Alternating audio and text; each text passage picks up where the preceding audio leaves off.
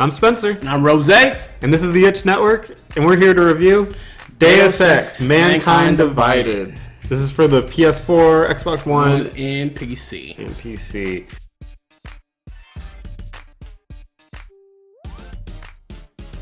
So, Deus Ex is... I'm going to let you handle it because I never actually played the first, and we'll talk about that in a second. I didn't ask for this, man. I really didn't ask for this.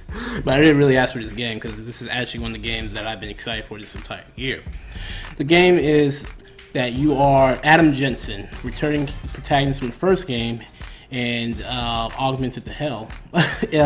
You are playing after the incidents of the first game, in which millions of people died. You come to a mankind divided against humans and Augs, or now they're called naturals versus Augs. And like tension's high, police constantly harass you, and you're just trying to figure out the reason behind like this new Illuminati that's running everything, and B, trying to figure out how to just get around because everyone's against you in this game. Right, so it's like a cyberpunk futuristic spy movie. Yes. But it's a game, you know. And there's intrigue, and there's people turning on you, and there's distrust and all that stuff. Yeah, that's one of the beauties of this game, is that I don't know who to trust in this game. Everyone has their own agenda, and honestly, I have my own, so I would always trust in me. No. I'm the hero. You're never the hero. You're the guy who will like rat out his friends immediately. So gameplay is where this game really shines. This game is incredible at this end. Right. It's an action first-person RPG. Yes. So it's going to be in the first-person perspective for pretty much the majority of the game, and it has like a leveling system, which we'll talk about in a second. But it has so many different elements to it. It has stealth, combat, and shooting, and I think both of us, for better or for worse, went for the stealth route. Yeah, because the game is primarily stealth. You kind of want to not get caught. Yeah. But I watched some of your streams. You think... I was playing as a stealth character that hid in the shadows, except I carried a shotgun. Yeah. So whenever shit hit the fan, I just blow someone away and then run stealth fail! Boom, boom, boom, boom! Yeah. Well, they caught me. Yeah. Only one way to get out of this situation, old Betty. Is to pick the loudest gun in the game. Yeah. But the stealth is great. It has kind of like with Batman, the vent system where you crawl around in the vents. Yeah. That actually goes back. Actually, Mankind Divided, like, the first Deus Ex, even before that on the PC back in the day, started that. Oh, okay, cool. Yeah. Never mind. Just a little bit. Yeah, it has stealth. It has that sense. It has like a stealth mechanic where you literally can't be seen. Yeah. It has an emphasis of you hiding in the shadows and maneuvering your way through a level without killing anybody. Yeah. That's certainly on the table.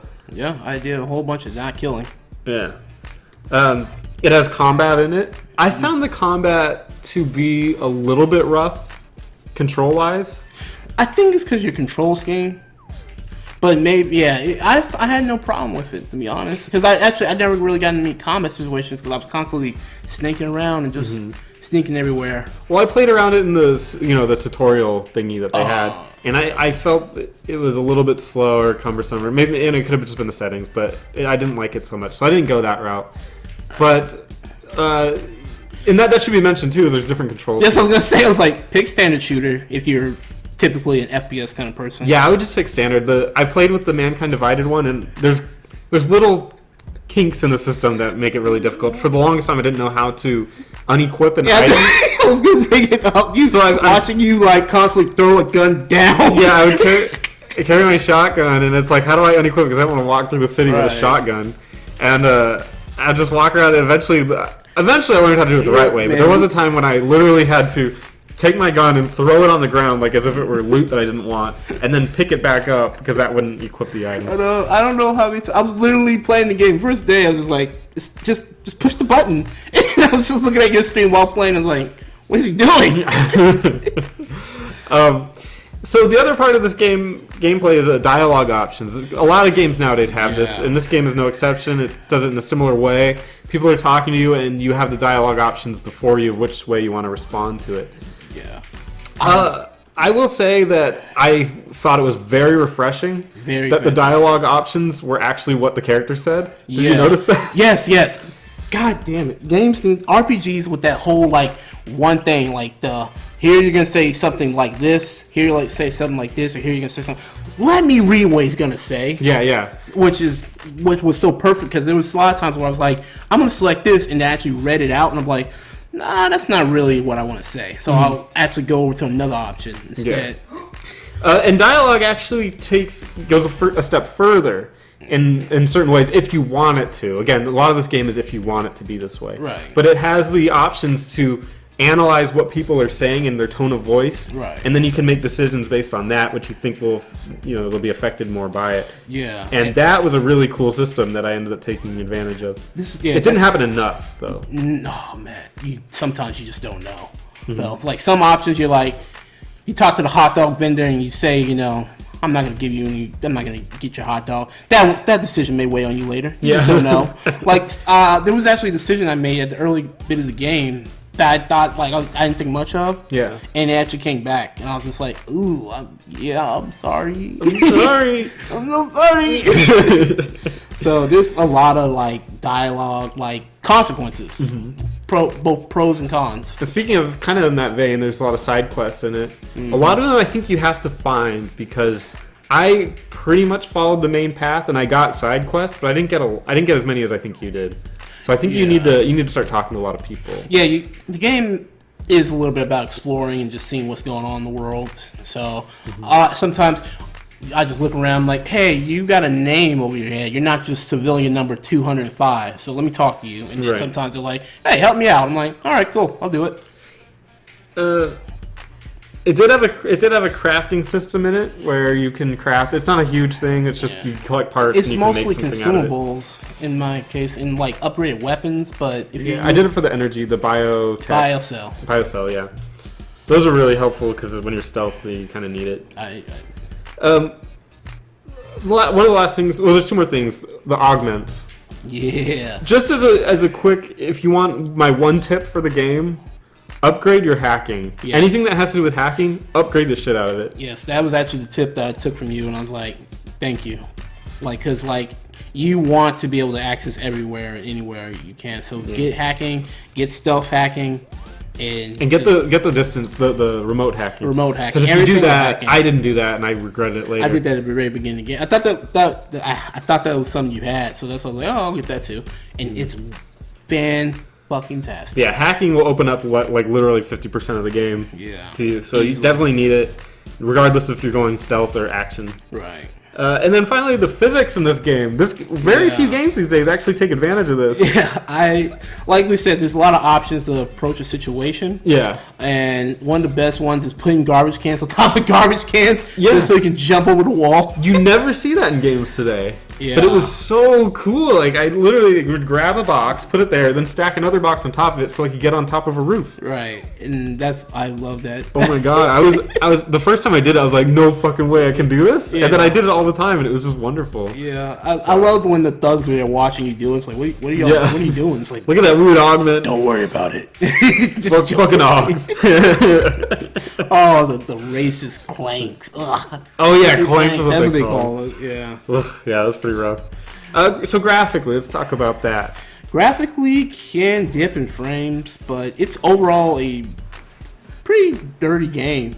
It looks nice, but it's very dirty. Yeah, I wasn't a huge fan of the art style. I thought it was a little grimy, a little bit muddy. I thought some of the textures were weak. But going off the first game, I feel like this is maybe the approach they were trying to take. Yeah. Because I think that's probably true because just looking at the other Square Enix games, I think they're all gorgeous. Yeah. The American-made Square Enix ones.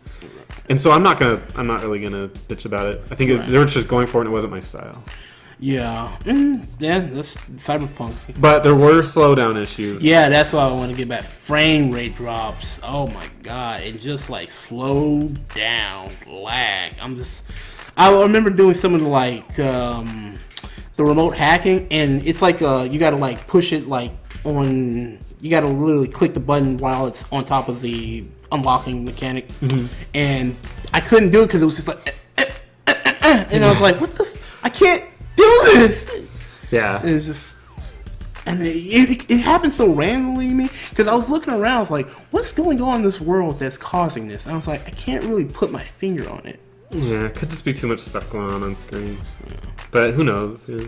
Sound-wise, I mean, it had good voice acting. It had decent music that wasn't intrusive, and the sounds were all right. Nothing really to talk about there, in my opinion. Yeah. The music was okay.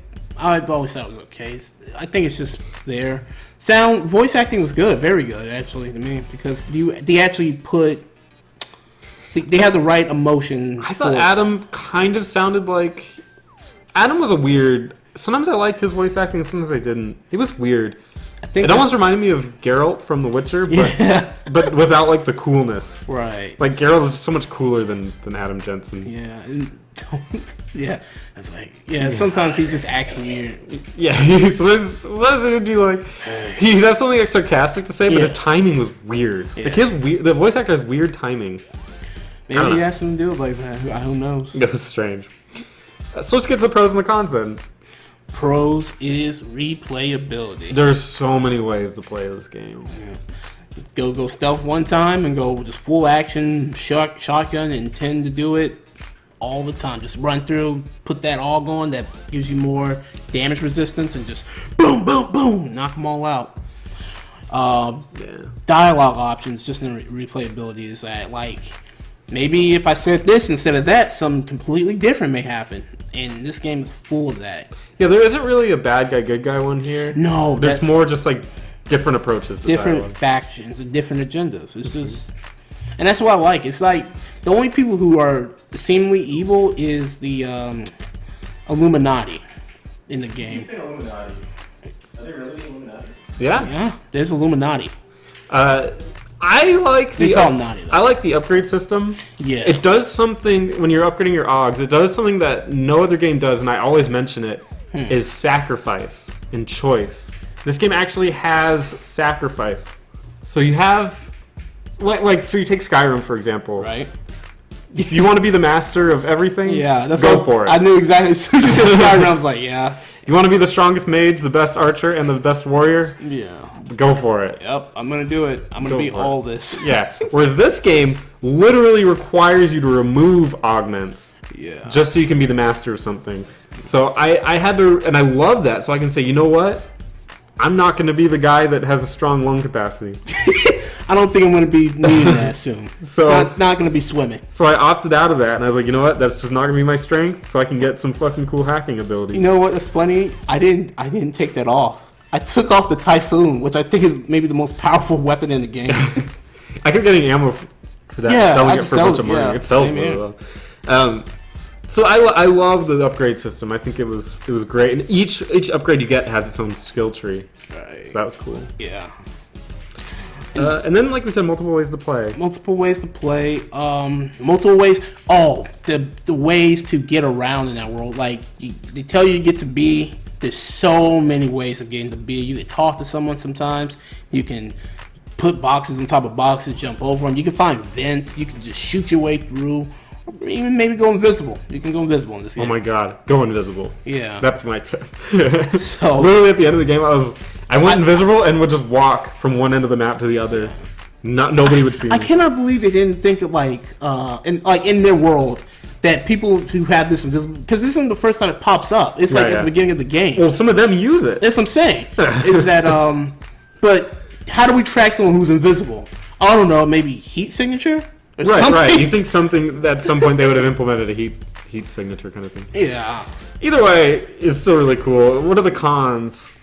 Like I said, the graphical issues, lag, dropped FPS frames per second. Mm-hmm. I got personal ones. Well, let's do one other one real quick. It relies really heavily on the first game. Yes. If you haven't played it, you really need to play the other one. Because we'll leave this into mine and we'll go to yours. Right. Each of us have one of our own cons to it. Right. My con is that the story was a little bit too much.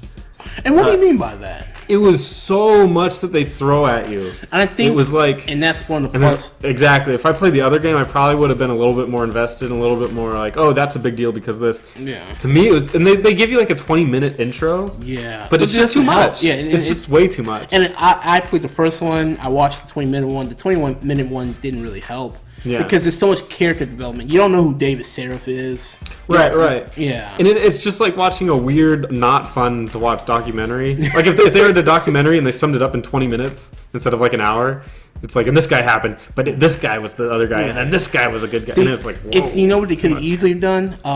Files. Yeah. Like a file system in the game just to show all the characters. What's your con, man?